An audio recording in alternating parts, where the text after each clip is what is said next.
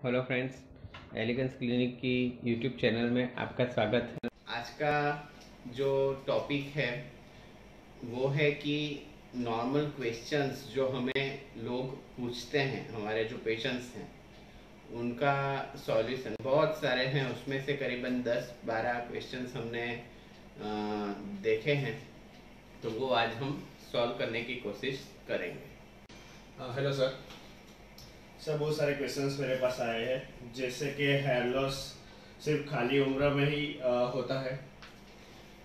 ज़्यादातर पुराने ज़माने में ऐसा था कि हमारे जो नाना होते थे, दादा होते थे या पापा को काफ़ी एज के बाद हेयर लॉस होता था। जैसे नॉर्मली उस टाइम पे किसी को 40s के नीचे हेयर लॉस नहीं देखा जाता था, लेकिन आज के ज़माने में स्ट्रेस लेवल बढ़ गया है, काफ़ी सारा अपने न्यूट्रिशनल फूड में चेंज आ गया है, हमारी एक्सरसाइज करने की जो रीतें हैं उसमें चेंज आ गया है, हमारा जो फूड है पहले हम सब नेचुरल घर का ही खाते थे, अभी काफ़ी सारा जंक फूड, बहुत सारा इंटरनेशनल फूड हम लोग खाते हैं। और हम गुजराती तो हर एक चीज़ को गुजराती स्टाइल में बना के, डोसा को गुजराती बना देते हैं, पंजाबी को गुजराती बना देते हैं, तो सब मिक्स करके हम लोग सब लेते हैं। तो वैसे में आजकल हमारे पास बहुत सारे यंग लड़के, माने आप 19 साल से लेके 30 साल तक के भी लड़के बहुत सारे आते हैं। तो एक ऐसी जो मान्यता है कि उम्र के साथ ही हेयर लॉस होता है, वो गलत है। आपको अगर आपकी हेयर की डेंसिटी थीन लग रही है, क्योंकि बालों में कल मैंने जैसे समझाया था कि बालों के अंदर पुरुषों के बाल महिलाओं की तरह बहुत सारे ऐसे झड़ते नहीं हैं, वो धीरे धीरे धीरे धीरे पतले होके फिर वो रूट मर जाता है। तो जब जितना देर आप मेडिसिन लेने के लिए करते हैं उतने आपके रूट मर जाते हैं। इसलिए जो भी यंग लड़के हैं, अगर उनको हेयरलाइन रिसीड हो रहा है, पीछे जा रहा है, या वहाँ पे डेंसिटी कम लग रही है, तो ऐसा ना सोचें कि लेट एज में ही हेयर लॉस होगा। हेयर लॉस अभी न्यू या यंग जनरेशन में भी हो सकता है। क्या सर टोपी पहने रखने से भी बाल झड़ते हैं? ये भी एक मीथ है या गलत मान्यता है कि टोपी पहने रखने से बाल गिरते हैं। दो तरीके से इसको देखा जा सकता है। एक तो अगर आप टोपी पहनते हैं तो बाहर के पॉल्यूटेंट से, आपके बाहर के सनलाइट से सीधा आपको प्रोटेक्शन मिलता है। ऐसा सोचा जाता है कि आप अगर बहुत ज़्यादा टोपी पहन रहे हैं और बहुत टाइट टोपी पहन रहे हैं तो ब्लड का जो सर्कुलेशन है बालों को कम मिलता है, या फिर टाइट टोपी पहनने से आपके बाल कंटिन्यूसली वो टोपी के साथ घिसते हैं, या फिर आपको पसीना हो रहा है और आप टोपी नहीं निकाल रहे हैं, तो वैसी कंडीशन में टोपी पहनना आपको डैमेज कर सकता है। लेकिन टोपी पहने रखने से, बीच बीच में पसीना पोंछ देने से या थोड़ी सी लूज टोपी पहनने से बाल नहीं झड़ते हैं। ज़्यादातर आप देखते हैं कि जिनको बाल कम होते हैं वो टोपी पहन के ही रखते हैं। वो लोग कंसल्टेशन में भी आते हैं, कहीं जाते हैं, टोपी हमेशा पहन के रखते हैं अपने बालों का लॉस छुपाने के लिए, और फिर वो सोचते हैं कि टोपी पहनी इसलिए ज़्यादा बाल झड़ गए, तो वो सही नहीं। क्या सर हेयर लॉस भी स्ट्रेस की वजह से होता है? स्ट्रेस की वजह से हेयर लॉस वैसे होता है जैसे कि आपको बॉडी स्ट्रेस पड़ गया, आपने कोई ऑपरेशन करवा लिया, या आपको डेंगू टाइफाइड हो गया, आपको हॉस्पिटल में एडमिशन करना पड़ा, आपने कोई बड़ा बहुत लंबा समय तक उपवास कर लिया, या आपने कोई डाइटिंग कर लिया, बहुत सारा वेट लॉस कर लिया, तो वैसे में बॉडी पे स्ट्रेस पड़ता है। या फिर मेंटल स्ट्रेस ऑल्सो, आप अगर डिप्रेशन में हैं या टेंशन में हैं तो भी आपका हेयर लॉस होता है। तो स्ट्रेस से हेयर लॉस होता है वो सही चीज़ है, और इसके लिए आपको लाइफ जो आपकी स्टाइल है उसमें चेंज करना पड़ेगा आपको, अगर हेयर लॉस प्रिवेंट करना है। लेकिन ज़्यादातर ऐसा देखा गया है कि स्ट्रेस का जो हेयर लॉस होता है वो परमानेंट नहीं होता है। अगर स्ट्रेस की इवेंट के बाद आप अच्छा न्यूट्रिशन लेते हैं तो जो आपके रूट हैं जिसमें से खाली बाल झड़ गए हैं, रूट नीचे बचे हुए हैं, वो वापस उगते हैं। तो स्ट्रेस का जो हेयर लॉस होता है काफ़ी हद तक टेम्पररी होता है, परमानेंट नहीं होता है। हाँ, लेकिन अगर आप स्ट्रेस इवेंट के बाद भी आपके न्यूट्रिशन की केयर नहीं करते हैं तो वो हेयर लॉस परमानेंट हो सकता है। सर, बालों में जेल और वैक्स वगैरह लगाने से हेयर लॉस होते हैं? बालों में आजकल काफ़ी सारी फैशन है, काफ़ी यंगस्टर बहुत सारी जेल, बहुत सारी बाम क्रीम का प्रयोग करते हैं क्योंकि अच्छा दिखना है, स्टाइल करनी है, और वो भी लाइफ में ज़रूरी है। जिसको बाल है वो अगर अभी स्टाइल नहीं करेगा तो जब गंजा हो जाएगा तब थोड़े ना करने वाला है। तो ये सब चीज़ें करनी चाहिए, उससे बालों को डैमेज नहीं होता है एक लिमिट तक। अगर आप बहुत ज़्यादा यूज़ कर रहे हैं, डेली का यूज़ कर रहे हैं, या ऐसे हार्श केमिकल वाले क्रीम्स का प्रयोग कर रहे हैं तो वो आपके चमड़ी को डैमेज करता है। एक्चुअली आपको समझना ज़रूरी ये है कि जो बाल जहाँ से उगता है वो नीचे है, चमड़ी के अंदर है। चमड़ी के ऊपर कुछ भी करने से आपके रूट को कुछ डैमेज नहीं होता है। आपका रूट अगर अंदर से मजबूत है, न्यूट्रिशनली पावरफुल है, जेनेटिकली पावरफुल है, तो ऊपर से जेल या ऐसा कुछ लगाने से कुछ नहीं होता है। लेकिन बहुत ज़्यादा हार्श या चमड़ी को ड्राई करने वाले या चमड़ी को डैमेज करने वाले बाम से चमड़ी इरिटेट होती है, फिर आप उसको हर बार खुजाते रहते हैं और वो खुजाने की वजह से ब्रेकअप होके आपके बाल झड़ सकते हैं, मतलब टूटे हुए बाल गिर सकते हैं। रूट को डैमेज ज़्यादातर नहीं होता है। सर, ऐसी भी मान्यता है जैसे कि बालों में मसाज करने से बाल जल्दी उगते हैं?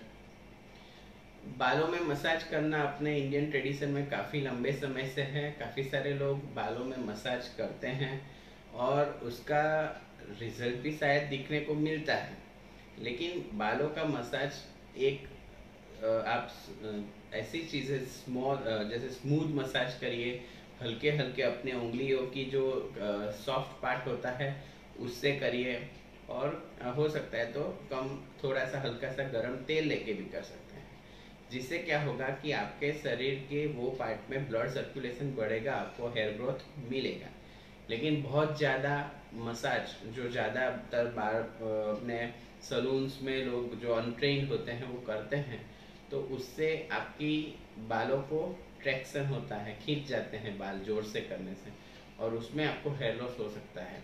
बाकी मसाज करने से ज़्यादा हेयर लॉस नहीं होता है और उतना ज़्यादा हेयर ग्रोथ भी नहीं होता है। काफ़ी सारे लोग मानते हैं मसाज करने से बहुत बड़ा हेयर ग्रोथ होता है, लेकिन ये सच नहीं है। हेयर ग्रोथ के लिए आपको अच्छा न्यूट्रिशन वो और जो भी उसकी दवाइयाँ हैं वो चाहिए।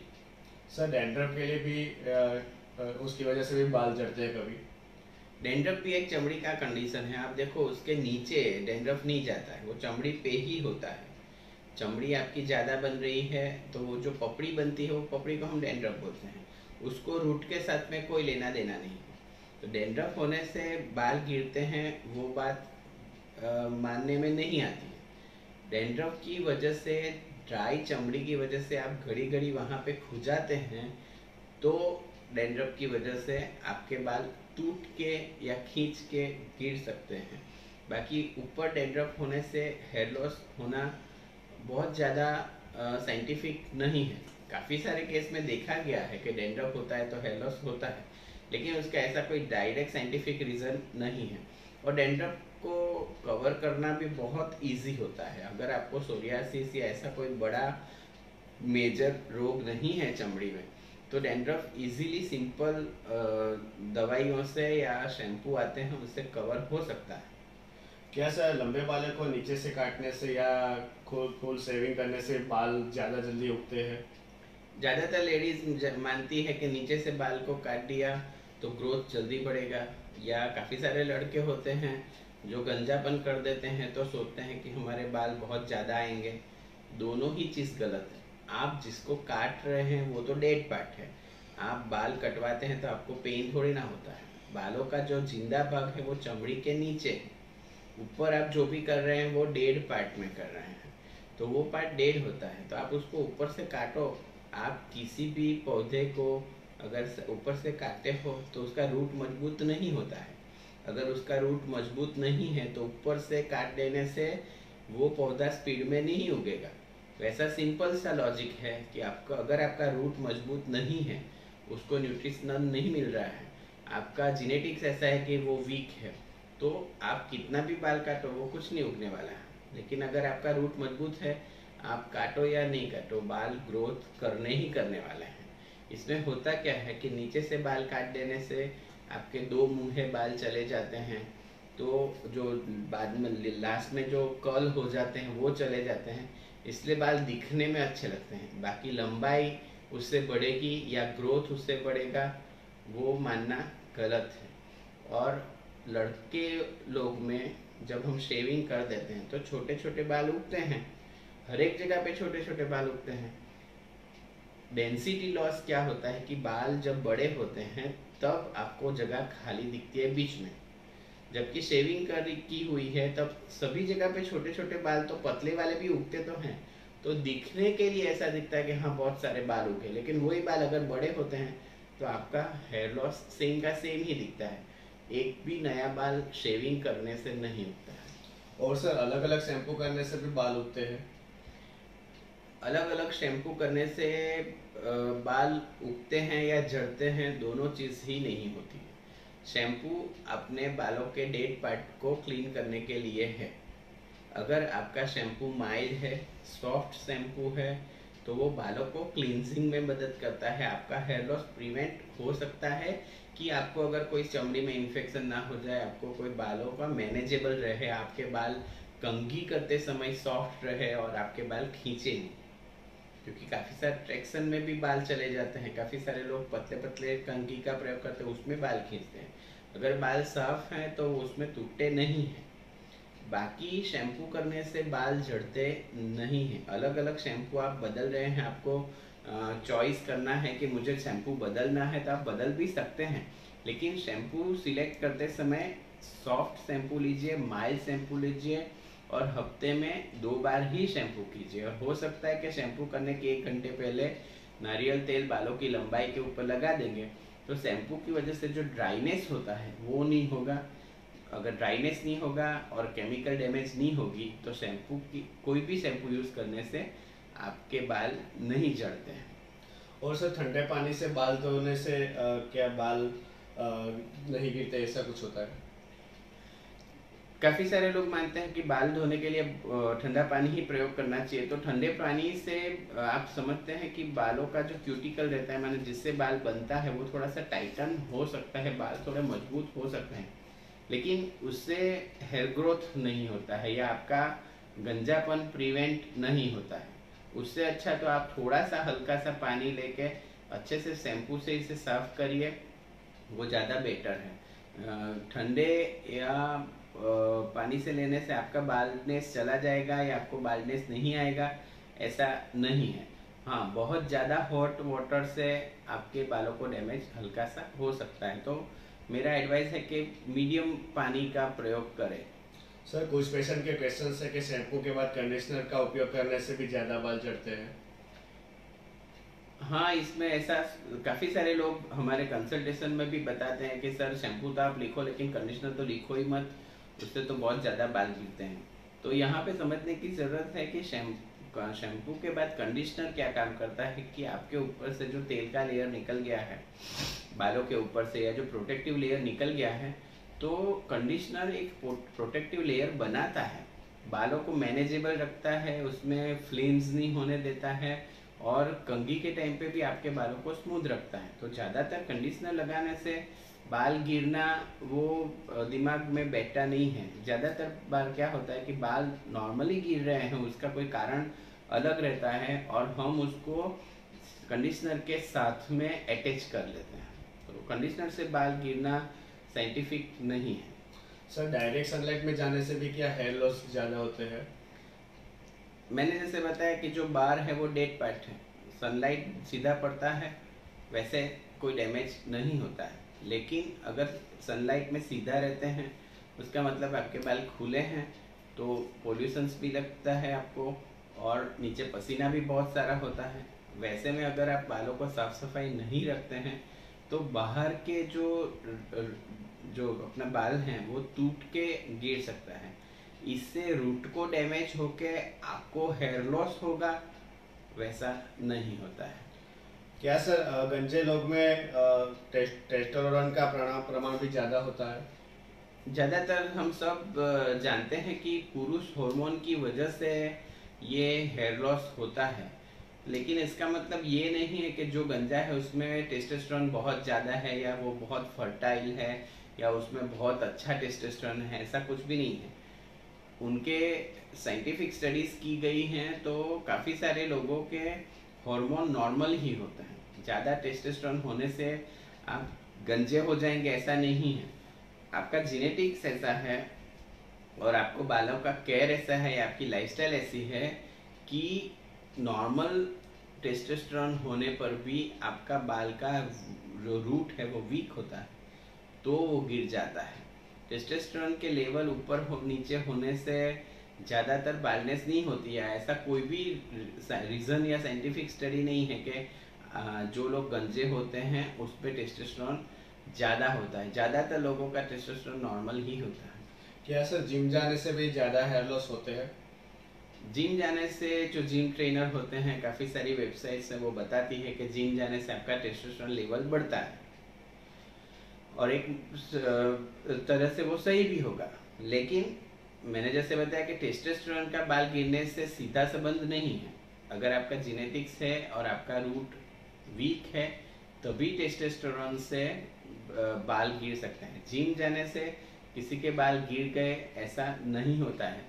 जिम जाने से आपका टेस्टोस्टेरोन बढ़े, आपके मसल्स बढ़े, आपका लुक अच्छा दिखे, कोई प्रॉब्लम नहीं है, लेकिन उसके साथ में न्यूट्रिशन अच्छा रखें तो आपके बाल नहीं गिरेंगे, क्योंकि बालों पे असर करने की जो सेंसिटिविटी रहती है वो अलग लोगों की अलग अलग रहती है। जैसे कि काफ़ी सारे लोगों में जो बाल का रूट होता है वो टेस्टोस्टेरोन से बहुत ज़्यादा सेंसिटिव होता है, मैंने लो टेस्टोस्टेरोन में भी उनको गंजा बना सकता है। तो जिम जाने से हेयर लॉस होता है वो चीज़ साइंटिफिक नहीं है।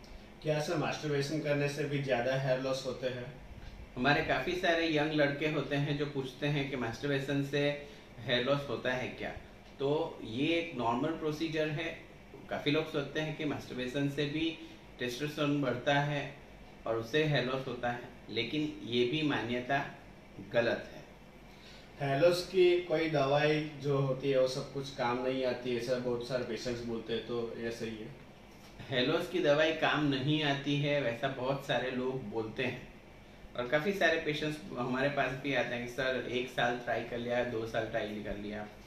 तो मैं यहाँ पे बताना चाहूँगा कि मैंने जैसे समझा रहा हूँ कि हेयर लॉस मल्टी फैक्टोरियल है। आपका लाइफस्टाइल अच्छा नहीं है, आपका खाना अच्छा नहीं है, तो खाली मेडिसिन लेने से आपका हेयर ग्रोथ होगा, वैसा नहीं होता है। हेयर लॉस की मेडिसिन काफ़ी इफ़ेक्टिव है, अगर आप लंबे समय तक अच्छे से लेते रहेंगे तो वो ज़रूर आपको फ़ायदा करेगी ही। दूसरा, मेडिसिन ए जनरल वर्ड है, आपने कौन सी मेडिसिन ली वो भी बहुत इम्पोर्टेंट है, क्योंकि काफ़ी सारी मार्केट में ऑफ द काउंटर अपने यहाँ पे दवाई मिल जाती है। केमिस्ट में जाके बोलते हैं हेयर लॉस की दवाई दे दो, तो दवाई जनरल आपको मिल जाती है, लेकिन वो आपके कारण के हिसाब से नहीं होती है। दूसरा, बिना डॉक्टर के पास गए आपने हेयर लॉस की मेडिसिन चालू की, मेडिसिन से कोई नुकसान नहीं हो सकता ज़्यादातर, लेकिन अगर आपके अंदर B12 की डेफिशिएंसी है, D3 की डेफिशिएंसी है, तो वो सब डेफिशिएंसी जनरल मेडिसिन पूरा नहीं कर सकती है। तो आपको एक्चुअली डॉक्टर मेडिसिन लेंगे तो मेडिसिन इफेक्टिव है, मिनॉक्सिडिल, फिनेस्ट्रेटाइड और हेयर ग्रोथ की जो भी मेडिसिन आती हैं, अगर आप उसका रीज़न फाइंड आउट करके दवाई लेंगे तो 100% आपको बहुत अच्छा रिजल्ट काफ़ी सारे लोगों को देखा गया है। लेकिन इसमें एक लिमिटेशन ऐसा भी होता है कि जो मिनॉक्सिडिल है वो भी अपना एक्टिव फॉर्म चेंज करके बालों पर असर करता है। जो टेस्टोस्टेरोन है वो भी DHT में कन्वर्ट होके अपना असर दिखाता है। तो वो जो कन्वर्ट करने वाले एंजाइम होते हैं वो हर एक आदमी को शरीर में अलग अलग प्रमाण में होते हैं, जिसमें वो हार्मोन के चेंज करने वाले या मिनॉक्सिडिल को चेंज करने वाले हार्मोन ज़्यादा हैं, उनको जल्दी इफेक्ट आता है। जिसमें वो हार्मोन नहीं है उनको मिनॉक्सिडिल से असर नहीं आता है। तो सबको असर आता है ऐसा ज़रूरी नहीं है, लेकिन 70% पेशेंट्स हमारे जो है उनको दवाइयों का बहुत अच्छा असर आता है, और जिनको असर कम भी आता है उनको भी एटलीस्ट दवाई लेके न्यूट्रिशन सप्लाई चालू रखने में नुकसान कोई नहीं है। सर, एक सफेद बाल निकालते हैं तो 20 सफेद बाल ज्यादा निकलते हैं, क्या ये सही है? ज़्यादातर लोग ऐसा सोचते हैं कि मैं एक बाल जो है सफ़ेद खींच लूँगा तो मेरे 20 नए सफ़ेद बाल आएंगे या सफ़ेद बाल बढ़ जाएंगे, तो ये गलत है। नॉर्मली जब आपको सफ़ेद बाल दिखना चालू होते हैं तो इसमें दो चीज़ें होती है। अपने जैसे घर बनाते हैं तो घर में घर बनाने वाले को हम कड़िया बोलते हैं, और जो रंग करते हैं उसको हम रंगारा बोलते हैं। तो दोनों आदमी या दोनों एजेंसी अलग रहती है। वैसे शरीर में भी ऐसा है कि हेयर बनाने वाले सेल्स अलग हैं, उसको रंग करने वाले सेल्स अलग हैं। आपका जब न्यूट्रिशन पुअर होता है या आपका जेनेटिक्स ऐसा होता है कि आपका बाल उग तो रहा है, ग्रोथ तो हो रहा है, लेकिन वो बिना रंगे बाहर आ जाता है, तभी वाइट हेयर बनते हैं। आपने एक बाल वाइट खींच लिया, उससे आजू बाजू के बालों को कोई असर नहीं होता है। लेकिन अगर आपका जेनेटिक्स और जनरलाइज न्यूट्रिशन ऐसा है कि जिससे आपका ब्लैक कलर बनने का जो कार्यक्रम है वो स्टॉप हो गया है, तो जब आप पहला बाल देखते हैं तभी आपको अंदर डैमेज चालू हो गया है, और वो डैमेज आजू बाजू के बालों में बाद में आने ही वाला है, क्योंकि वो कारण अंदर है। बाल एक बाल सफ़ेद खींचने से बाकी के बाल सफ़ेद हो जाएंगे, वैसा नहीं होता है। वो प्रोसेस सफ़ेद होने के अंदर चालू हो गई है, इसलिए ऐसा होता है, दिखता है आपको। लेकिन एक बाल सफ़ेद खींचने से बाकी के बाल सफ़ेद हो जाएंगे, वो गलत है। सफ़ेद बालों के लिए भी थोड़ी बहुत इफ़ेक्टिव मेडिसिन हैं। अभी तक ऐसी कोई मेडिसिन नहीं है कि 100% बालों को सफ़ेद होने से रोक सके, क्योंकि ये भी एक बहुत बड़ा प्रॉब्लम है। काफ़ी यंगस्टर्स को सफ़ेद बाल हो जाते हैं, तो वो जो चीज़ है उसको आप प्रिवेंट कर सकते हैं, थोड़े अंश से रोक सकते हैं सफ़ेद बाल होना। तो उसके लिए जो दवाई आती है वो लेने से आपके बाल सफ़ेद होने से भी थोड़े बहुत अंश से बच सकते हैं। इसके अलावा एक कॉमन हमारे यहाँ पे जो बात निकली है, तो एक लास्ट मैं आपको बताना चाहूँगा। काफ़ी सारे लोग आते हैं जो हमें बताते हैं कि सर मैंने घर बदला और पानी चेंज हो गया, इसके लिए मेरे सर के बाल सब झड़ गए। काफ़ी सारे लड़के ऐसे आते हैं, तो उनको मैं बताना चाहूँगा कि ऐसे पानी बदल जाने से या जगह बदल जाने से ज़्यादातर हेयर लॉस नहीं होता है। हेयर लॉस है आपका जीनेटिक होता है, आपका न्यूट्रिशनल सपोर्ट कितना है उसके ऊपर होता है, और आपका जो टेस्टोस्टेरोन का जो इफेक्ट है और उसका जो सेंसिटिविटी है हेयर के साथ उसके ऊपर होता है। अगर आप सोचो कि अगर सर के बाल हार्ड पानी के वजह से चले जाते हैं, तो फिर आपके दाढ़ी के बाल, आपके छाती के बाल, आपके हाथों पे जो बाल है वो भी सब निकल जाने चाहिए, तो वो नहीं निकलते हैं। अगर पानी खराब है तो सभी बाल निकल जाने चाहिए, तो वो नहीं होता है, क्योंकि खाली ऊपर के बाल झड़ते हैं, और उसमें भी सर में भी खाली आगे के बाल झड़ते हैं। क्या आप आगे के बालों को धोने के लिए और पीछे के बालों को धोने के लिए अलग अलग शैम्पू यूज़ करते हैं, अलग अलग पानी यूज़ करते हैं? नहीं। तो फिर क्यों आगे के झड़ रहे हैं? तो एक्सेप्ट कीजिए कि आपके अंदर मेल पैटर्न बालनेस है और उसकी वजह से आपको हेयर लॉस हो रहा है। क्योंकि काफ़ी सारे लोग एक्सेप्ट नहीं कर पाते, तो उसकी दवाई नहीं लेते, उसकी ट्रीटमेंट नहीं कराते हैं, और फिर जल्दी ही गंजापन का शिकार बन जाते हैं। तो दोस्तों, आज हमने करीबन 15 ऐसे क्वेश्चंस जो नॉर्मली लोग पूछते हैं उनका आपको आंसर देने का ट्राई किया हमारी तरफ से। Thank you. हमारा एड्रेस, फ़ोन नंबर और कॉन्टेक्ट डिटेल यहाँ पे दिए हुए हैं। इसके अलावा ये QR कोड को स्कैन करके आप हमारे वेबसाइट पे जा सकते हैं, जो है drashutosha.com। दूसरे QR कोड को स्कैन करके आप जा सकते हैं हमारे YouTube चैनल पे, जो है elegance clinic doctor Ashutosh Shah, इसको आप सब्सक्राइब भी कर सकते हैं, उसका बेल आइकन भी दबा सकते हैं, और वीडियो आपको अच्छा लगा तो उसको आप लाइक और शेयर भी कर सकते हैं। और हमें आपकी कमेंट्स का इंतज़ार रहेगा। और आपके समय के लिए धन्यवाद।